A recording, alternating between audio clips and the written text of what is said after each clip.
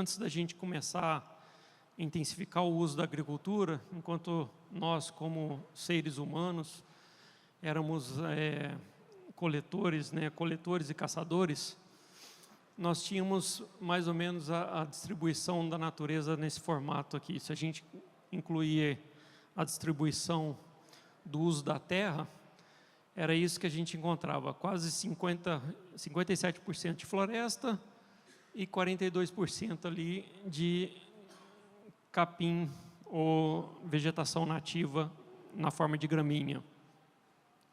Com a evolução, conforme a gente foi evoluindo e foi intensificando as práticas de agricultura, o uso da terra mudou, né? Hoje nós temos em torno aí, dados de 2018, mas ainda continuam próximos, 38% de florestas nativas, 15% de agricultura, 21% de pastagens, naquelas pastagens nativas, né? E 14% de pastagens já antropizadas. O que isso significa? Como o solo tem a capacidade de absorver de 2 a 3 vezes o estoque, como já foi mencionado aqui, 2 a 3 vezes o estoque que temos na atmosfera, os solos, antes de serem antroponizados, eles absorviam, então, o gás carbônico. Com o processo, a intensificação, houve bem interessante esse negócio do pointer aqui. É a primeira vez eu estou aprendendo. Não, está certinho, está certinho. A gente, então, começou a mudar o uso da terra e, com isso, emitir CO2. E com a emissão de CO2, veio também um dilema, que é a intensificação, a industrialização da agricultura.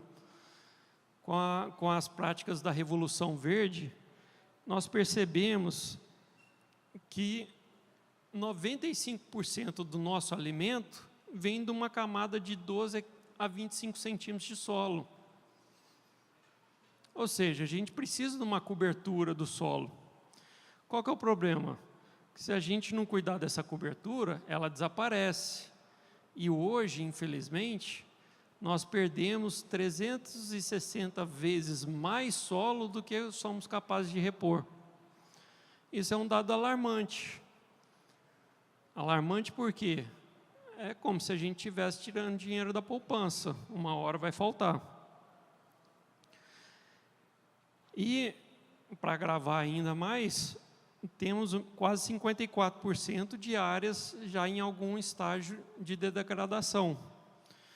Isso foi intensificado, como eu mencionei anteriormente, devido a essa agricultura altamente intensiva em uso, em revolvimento do solo e uso de ingredientes químicos.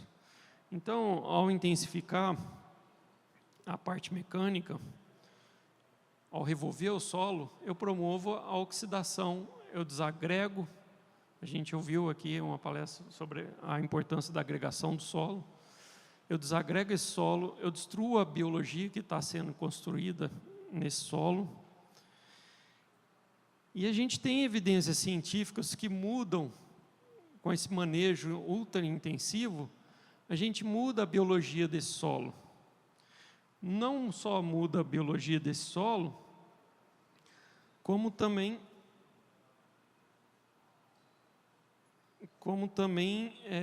você promove a compactação desse solo como efeito indireto. Você não quer fazer isso, mas ele acaba acontecendo, porque a gente hoje conhece e reconhece a função dos micro-organismos para estruturar o solo. Então, sendo que se eu utilizo de práticas que diminuem a vida desses micro-organismos no solo, eu naturalmente estou atirando no próprio pé, ou seja, eu estou criando condições onde que vai ficar cada vez mais difícil eu cultivar a planta. E aí a gente vê uma das características que eu gosto de citar bem, que eu acho que é bem importante, né? Nós como seres humanos e animais, nós temos vários exemplos da importância da cobertura do solo, né? Ou mesmo em outras, fazendo uma analogia, o peixe tem escama, as aves têm pena, nós temos pelos.